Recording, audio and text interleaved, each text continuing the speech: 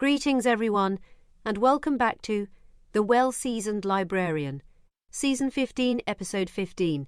Today, we have a truly accomplished guest joining us, someone who has not only built a successful baking business, but has also graced our television screens. Please welcome Lauren Jacobs, the owner of the Cheerful Baker. We'll be diving into her journey, her passion for baking, and the story behind her thriving cookie decorating and cookie cutter company. I will now take you to Dean's conversation with Lauren Jacobs, the Cheerful Baker. Welcome to the podcast. Today we're talking with Lauren Jacobs, the Cheerful Baker. Lauren, thank you for being on the podcast. Thank you for having me. Lauren, can you tell us where in the world you're living now and where you're from? Well, I'm living where I'm from, which is Kentucky. So I grew up in Richmond, Kentucky, which is a little college town, and now I live in Versailles, Kentucky, which I'm surrounded by bourbon distilleries and horse farms. So it's a pretty good place to be. Can you tell us about your background and what sparked your passion for baking, particularly cookies? Sure. So I am very artistic. I've loved my whole life to be in the kitchen. And when my kids were little, I was the room mom. And so I wanted to make the big parties and take the fancy cookies, but I really didn't know what I was doing. So I attempted to learn on my own, and that didn't go very well. So I was painting at the time and teaching art. And I saw some really beautifully decorated cookies on Instagram, and I reached out to the person who made them, which was a friend of mine, and said, "How did you do that?" Because she lives in a different state. And she told me about an online class that she took, and she said, "Lauren, you ought to take it." She said, "You're already painting. It's like painting, but you're using edible paint." Well, that sounded pretty good to me. So I took this class, and honestly, I was hooked. I just thought that it was fun. I go through life super fast. I no doubt have ADHD, and I found when I would decorate cookies, it would really slow me down, and I fell in love with it, and I've been doing it over a decade now. Now, how did you transition from your passion to baking to establishing a cheerful baker that is now a successful business? Well, when I first started making cookies, like I said, I really just did it because I wanted to take cute cookies into my kids' classes. But then I would start taking cookies into the school, and I started getting requests for orders. And so I started doing that a little bit and just absolutely loved it. And then my husband was really, really ill. He had his appendix burst, and it was misdiagnosed. And he almost died. He was extremely sick. And when something like that happens to someone you love, you kind of think about your priorities. And I wanted to be at home more. And I thought, and my boys were getting close to leaving the nest to go to college. And I thought, maybe I could turn this into something to where I could quit my job and I could do it full time and be at home more with my family. So that is how the switch was made. And I started just taking cookie orders. And then I made a plan and started doing classes. And then I was contacted by the Food Network, which is still a shock to be on the Christmas Cookie Challenge. And that's when things really kind of blew up for me because of that national attention. So yeah, it's been a really fun ride. What inspired you to create the Cheerful Box subscription service, and what makes it unique? Well, what inspired me is I love to teach. And when I was on the Christmas Cookie Challenge, I realized that I had this incredible opportunity to be in front of a national audience. So I thought, what can I do to marry my love of teaching, but just have it not be local? And so I was making, like I said, I was an artist, and I was making my own cookie cutters. My husband's very techie, and so years ago, he wanted to get a 3D printer, and it was when they were first coming out, and Right. I thought, "What do we need that thing for?" Until I found out that it could make cookie cutters. And so I thought of all my skills. I thought, "Okay, I know how to decorate cookies, I know how to teach." My husband's great with technology, and he wanted a 3D printer. So I took a class on how to create and make and design cookie cutters. And then I had a friend who had a subscription box, so she mentioned it to me. And I'm one of those people, Dean, who I get an idea and I just go for it, which, is most of the time good. I probably should have learned a little bit more, honestly, before I dove right into that because I made a lot of mistakes in the beginning, but luckily people were very kind. People in the cookie world are nice. So that's why I started. I just wanted to be able to use my skills, and I have a great passion to teach other people to be entrepreneurs. And I think a great way to do that is by having your own cookie business. And so all those kind of went hand in hand. And did you ask me what makes it different? Yeah. Okay, I think what makes it different is me because I've walked in their shoes. I know what cookie decorators are looking for. And we also have a community that comes with the subscription, and that's really important to me because most cookie decorators are at home a lot of times by themselves, and you can get kind of lonely.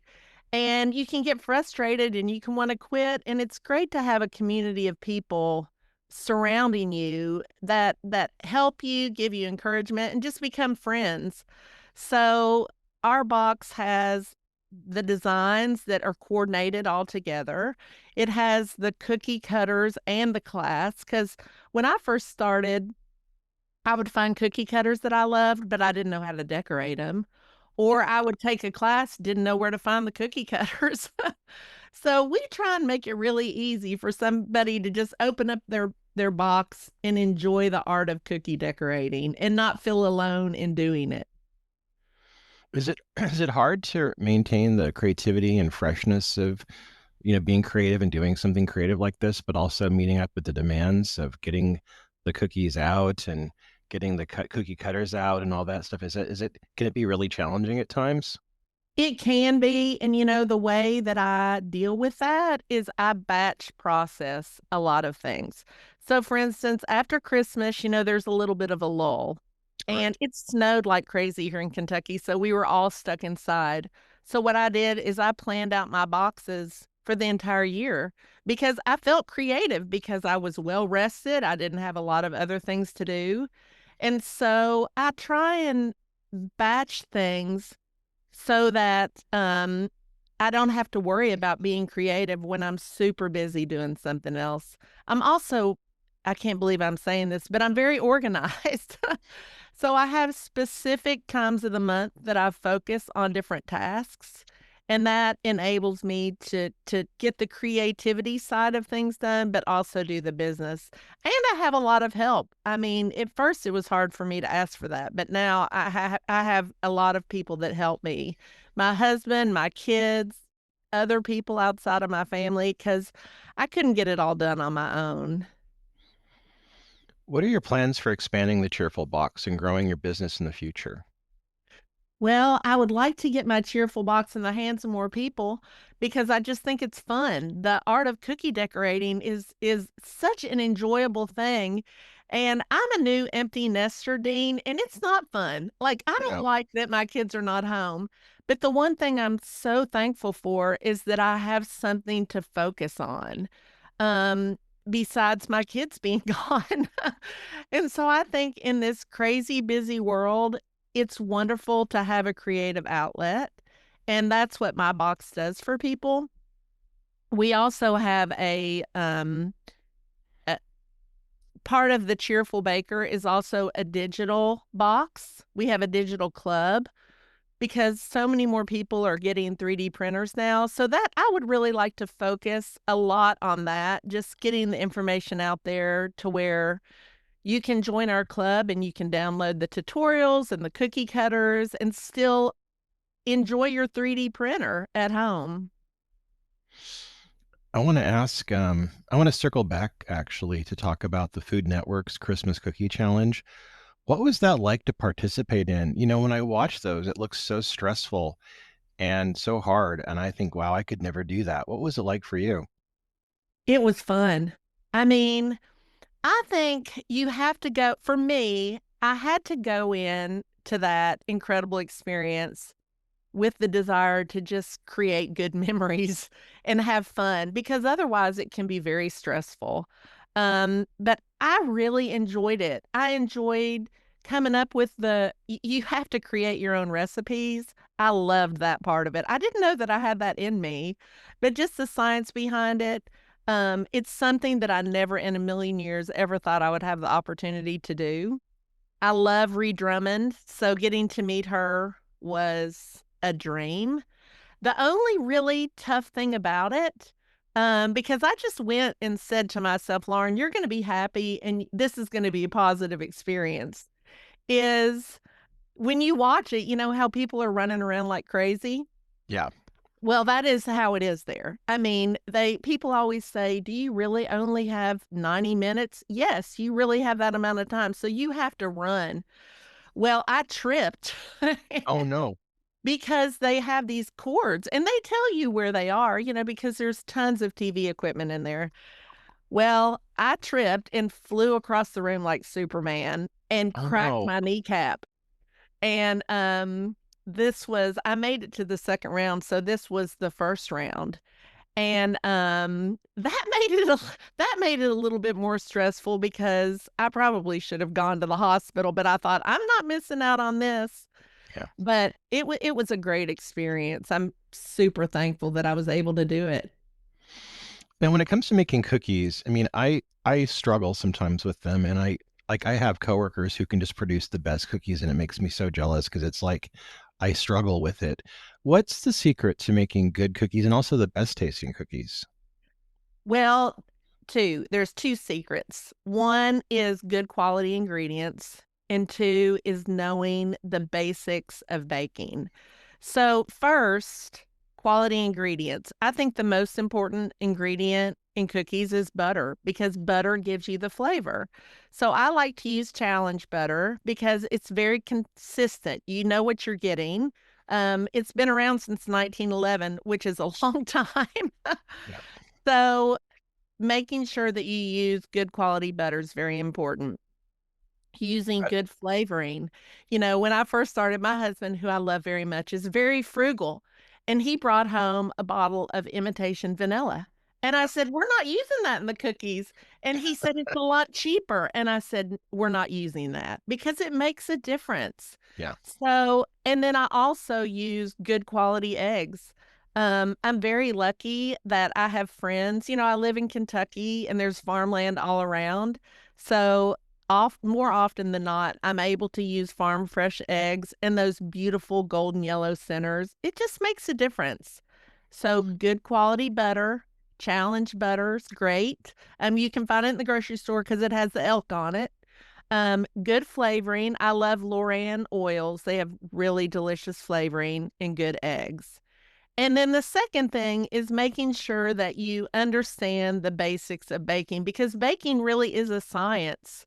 So having your ingredients at room temperature is super important, especially with butter and eggs, because they're just not going to mix up properly if they're cold. So, mixing your flour and your flour and your baking powder or baking soda and salt together before you add it to the wet ingredients makes a difference. The creaming process is really important. You need to cream your butter and your sugar together for at least 3 minutes. And we live in this fast-paced world, so a lot of times when you want to make cookies, or any baked goods for that matter, you rush, right? You think it's not really important to cream those ingredients together. Well, it is, because it adds in air. And you want to add in air to make lighter, more delicious baked goods. So the ingredients and then the process of making sure that you are following kind of the baking basics. Also, one thing I wanted to mention that I forgot to mention before is only use unsalted butter, because a lot of people think that doesn't make a difference, but it really does, because if you start with salted butter, it can add too much salt to your recipe. So it's important to use unsalted butter when baking. Okay, that's good to know because I usually use salted butter, but I think that's a good tip. Thank you. And I You're always use welcome. challenge butter. I just like it. I always buy it. It always has the best, freshest taste. Well, it's made from dairy farms in California, and you live in California, so that's perfect. Yeah, I actually work about a few miles from the Challenge headquarters. That's neat. Yeah, it's kind of cool. I pass by Yeah, it quite a bit of time. that's great.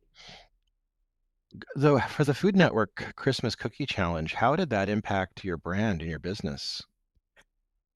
Well, it made people aware of me, which was great because, like I said, I live in this little small town in Kentucky, and I'm the cheerful baker because of Proverbs, which says, "A joyful heart makes a cheerful face."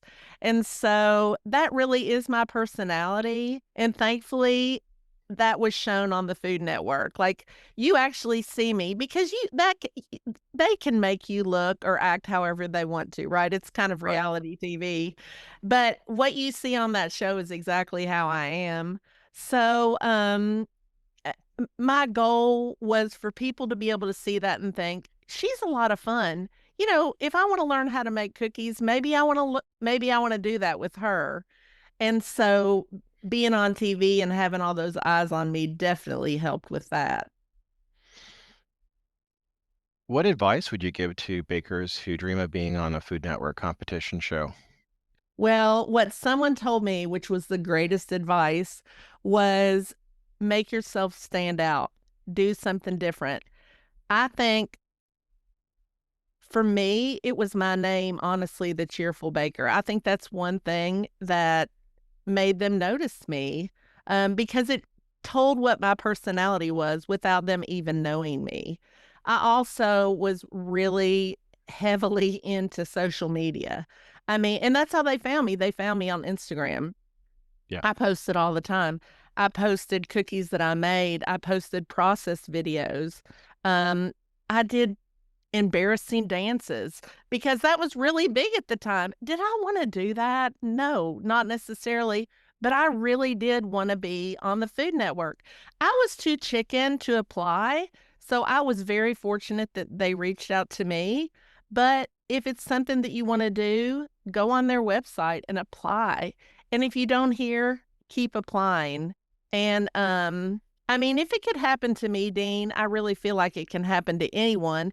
You just have to make sure that you're visible enough that people can find you. And I did that through social media. Is it hard to balance the demand of running a business with being, high profile on social media? For me, because I'm very organized with my time, I don't find that it's difficult. Because in the morning when I wake up, that's the time that I sit with my coffee and I do social media stuff. Um, and then in the afternoon is when I do emails. And so I have my time pretty set up now to where I kind of time block and I'm able to get most things done by doing it that way. I also do that through the days of the week. I have certain activities I do on Monday, Tuesday, Wednesday. If I wasn't organized like that, I would never get anything done because running a business as a solopreneur is Yeah. hard. And the only way to get that all done, I think, is by being organized with your time and asking for help. Yeah. I think that's very important. What advice would you give to somebody who wants to turn their passion for baking into a business? The first advice is to be an avid learner. Um, you have to gain the skills and the knowledge in order to be successful in business. And so the way that I did that is I joined groups who would teach me a skill that I did not know. So for instance, when I wanted to do the subscription box, um, like I said, I kind of just did it and then learned a lot of lessons along the way. But right after I decided that I wanted to do that, I joined a group that was all about subscription boxes. And so I learned so many skills through that. When I wanted to learn how to be better on Instagram, I joined a group where I learned the skills that I needed in order to do that. So I would say think about the skills that you just innately have, and then think about things that you need to improve upon. and find a way to learn the things that you need to improve upon. And just do it. Take a chance. I mean, if no one bought a box, at least I could say I tried. You have to have kind of a thick skin and just try things. I think if you ever want to be successful as having your own business, you just got to go out there and give it a go. Are you considering doing any other cooking programs like the Great British Baking Show? I don't think I could do that, Dean. I mean, those people, they can just come up with, like, I'm almost a one-trick pony. I'm really good at cookies. But if they ask me to make some of the crazy things that they do on that show, I don't think I could just do it without having a cookbook in my hand. Yeah, it's nuts. I look at that and I'm just like, they're kind of mean with some of the stuff they ask them to do. It They are. seems a little cruel. It does. I think I would start crying on the show. I don't think I'm cut out for that.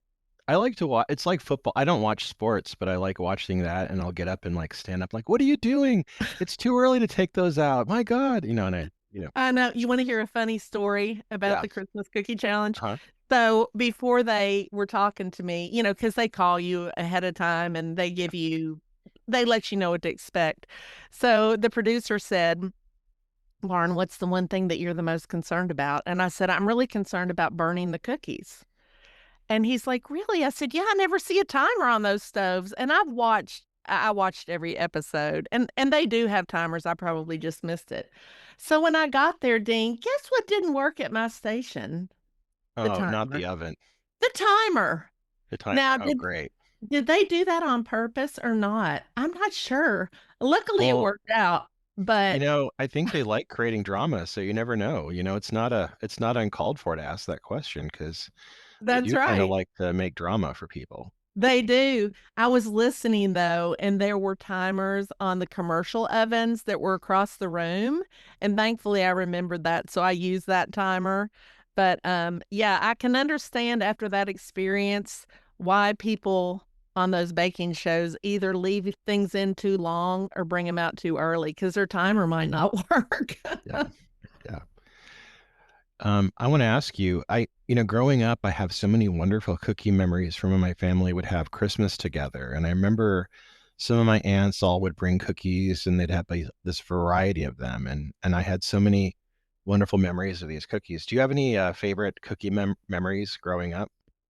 You know, my favorite, I baked with my mom all the time. So it was just, when I think of my childhood, it's filled with all kinds of memories on baking. But one of the most fun things I did as an adult when I first got married, is we had a cookie decorating party for our family. And so I made gingerbread cookies out of sugar cookies because I prefer sugar cookie dough and as opposed to gingerbread dough. And then I had all kinds of icing and sprinkles. And I gave everybody a cookie and told them to make a cookie that looked like themselves. And when I think about fun Christmases, that one sticks out because it was hilarious. My parents are older and they were probably in almost 80 when we did this, and my kids were really young, and there was just so much laughter. So I think anytime you can get your family involved, that's what creates the great memories. I love that. That's a great idea. Do you have a favorite cookie? I know it's an unfair question, but do you have a favorite go-to cookie? Um, I don't know if I have a favorite go-to cookie, except I love a brown butter chocolate chip cookie. Those are Mm, good. they are. What's your favorite cookie?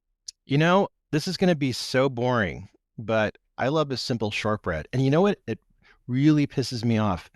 My brother doesn't bake very often, but he's a better baker than I am, and he makes Uh-huh. the most perfect shortbread I've ever seen. It's maddening. They're so good. He does such a good job on it. It's almost supernatural. There is the best recipe on the Challenge Dairy website. I mean, it is so good. I can't remember exactly what it's called, but it's a jam. It's a shortbread cookie that is filled with raspberry jam, and it's in the Sounds shape of good. a heart. Oh my gosh. It is incredible. I made them the other day, and my husband would not stop eating them. I mean, they're basically butter, walnuts, flour, and then you sandwich raspberry jam in between them. That They're sounds delicious. really up my alley. I'm going to look for that. I'm going to actually find that and post it with the notes, because that's a great Yeah. thing. Valentine's is coming up. That's a great opportunity to do some baking. Yes, and it is delicious. Lauren, I want to thank you for being on the podcast and getting a chance to talk with you. I really love your work, and I'm really just so happy about your business and how well it's doing. I want to say thank you for being here today, and people can go to the links in the bio to access your website and your business, and also the challenge butter cookie recipe shaped like a heart. Lauren, Yes. thank you for being on the podcast. Well, I really appreciate you inviting me, and it was good to talk with you. All right. And that brings us to the end of our insightful conversation with the incredibly talented Lauren Jacobs of the Cheerful Baker. We hope you enjoyed hearing about her journey, her passion for baking, and the story behind her amazing cookie creations. Don't forget to check out the links mentioned in the show notes to explore Lauren's beautiful cookies and innovative cookie cutters. You can find everything you need to bring a little bit of the Cheerful Baker's magic into your own kitchen. And from all of us here, we will see you in the library.